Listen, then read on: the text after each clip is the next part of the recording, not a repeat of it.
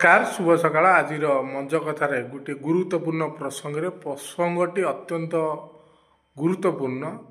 ବିମାନ ପ୍ରସଙ୍ଗର ନାଁ ରହିଛି ହଟହଟା ବିମାନ ଯାତ୍ରୀ।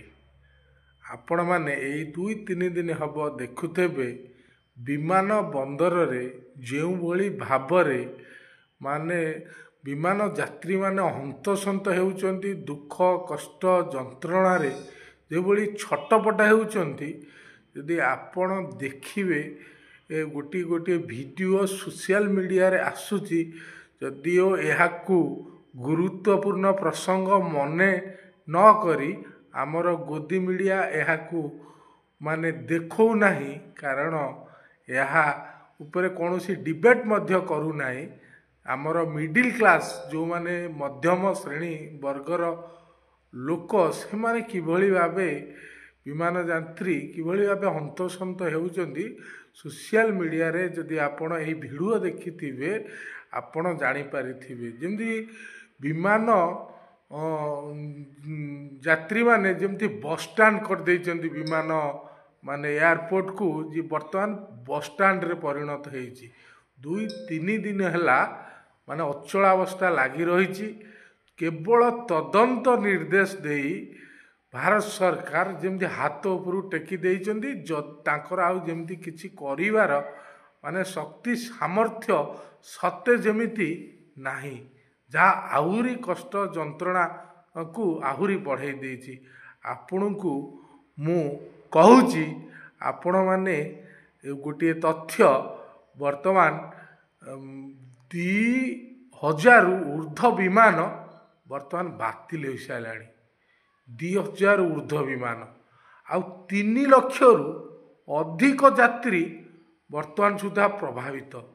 ଏହା ମଧ୍ୟରେ କିଛି ଅନ୍ୟ ଏୟାରଲାଇନ୍ସ କେତେ ସୁବିଧାବାଦୀ ଲୋକ ଦେଖନ୍ତୁ, ଯାତ୍ରୀମାନଙ୍କର ଏଭଳି ଦୁଃଖ କଷ୍ଟ ଯନ୍ତ୍ରଣା ସମୟରେ ସେମାନେ ତାଙ୍କର ଭଡ଼ା ମନ ଇଚ୍ଛା ବଢ଼େଇ ଚାଲିଛନ୍ତି। ଆପଣ ତାଙ୍କ ଭଡ଼ା ଦର ଆକାଶ ଛୁଆଁ। ଚିନ୍ତା କରନ୍ତୁ, ଆମେ ଘରୋଇକରଣ କ'ଣ ଏବେ ଜାଣନ୍ତୁ। ଘରୋଇକରଣ ହେବା ଦ୍ୱାରା ଆମର କ'ଣ କ୍ଷତି ହୁଏ, ଇଏ ତାର ଏକ ଝଲକ। ଆଗରୁ ମଧ୍ୟ ସରକାର ନିଷ୍ପତ୍ତି ନେଉଛନ୍ତି ଯେ ପ୍ରତ୍ୟେକ କ୍ଷେତ୍ରରେ ଘରୋଇକରଣ କରିବେ, ଯେମିତି ସରକାରଙ୍କ ଉପରେ ଆଉ କୌଣସି ଦାୟିତ୍ୱ ହିଁ ରହିବନି। ଖାଲି ସେ ନିର୍ବାଚିତ ହେବେ, ଶାସନ ଗାଦିରେ ବସିବେ, ଲୋକମାନଙ୍କର କୌଣସି ଡିପାର୍ଟମେଣ୍ଟର ସମସ୍ୟା ବୁଝିବେନି, ସବୁ ଡିପାର୍ଟମେଣ୍ଟ ଘରୋଇକରଣ କରିଦେବେ। ଆଉ ସବୁଠୁ ଗୁରୁତ୍ୱପୂର୍ଣ୍ଣ ଆଶ୍ଚର୍ଯ୍ୟଜନକ ଘଟଣା, ଆଗକୁ ଡିଫେନ୍ସ ବିଭାଗକୁ ବି ମଧ୍ୟ ଘରୋଇକରଣ କରିବାକୁ ଦିଆଯାଇଛି। ଆପଣ କ'ଣ କରିବେ? ସବୁ ଇଣ୍ଡଷ୍ଟ୍ରିଜ୍ ତ ଧୀରେ ଧୀରେ କୋଲାପ୍ସ ହେଇଗଲାଣି। ଟେକ୍ସଟାଇଲ ମିଲ୍ ବର୍ତ୍ତମାନ ଆମେରିକାର ଯେଉଁ ଟାରିଫ ମାଡ଼ରେ ଟେକ୍ସଟାଇଲ, ଭାରତର ଟେକ୍ସଟାଇଲ ମିଲ୍ ସବୁ ପୁରା ତା ହାଲତ ଖରାପ। ଆପଣ ଯଦି ଟେକ୍ସଟାଇଲ ଇଣ୍ଡଷ୍ଟ୍ରି ସହିତ ସମ୍ପୃକ୍ତ ଥାଆନ୍ତି, ଟେକ୍ସଟାଇଲ ଯେଉଁମାନେ କରୁଛନ୍ତି, ତାଙ୍କର ଯେଉଁ ରପ୍ତାନି, ଆମ ଭାରତର କୌଣସି ଜିନିଷ ବିଦେଶକୁ ଆଉ ରପ୍ତାନି ହେଉନି। ଭାରତ କେବଳ ଆମଦାନୀ କରୁଛି, ଯାହାଫଳରେ ଡଲାର ଗୋଟିଏ ଡଲାର ବର୍ତ୍ତମାନ ଆମର 90 ଟଙ୍କା ହେଇସାରିଲାଣି। କିନ୍ତୁ ଆପଣଙ୍କୁ ଆମ ଗୋଦି ମିଡ଼ିଆ ସବୁ ଗୋଲାପୀ ଚିତ୍ର ଭାରତ ବିକଶିତ କରିଛି, GDP ହେଉଛି। ଆରେ ଯେତେବେଳେ ଆମ ଜିନିଷ, ଭାରତୀୟ ଜିନିଷ ବିଦେଶକୁ ରପ୍ତାନି ହେଉନି, କେତେ ବଡ଼ ସମସ୍ୟା ଆଗାମୀ ଦିନରେ ଆହୁରି ଦେଖାଯିବ। ଏଇ କଥା ମଧ୍ୟ ଏଇ ଇଣ୍ଡିଗୋ ବିମାନ ବନ୍ଦରର ଘରୋଇକରଣ ଯେତେବେଳେ କରାଯାଉଥିଲା, ତାକୁ ବିରୋଧୀ ଦଳ ନେତା ମଧ୍ୟ ସତର୍କ ସୂଚନା ଦେଇଥିଲେ ଯେ ଆଗକୁ ଭୟଙ୍କର ପରିସ୍ଥିତି ହେବ।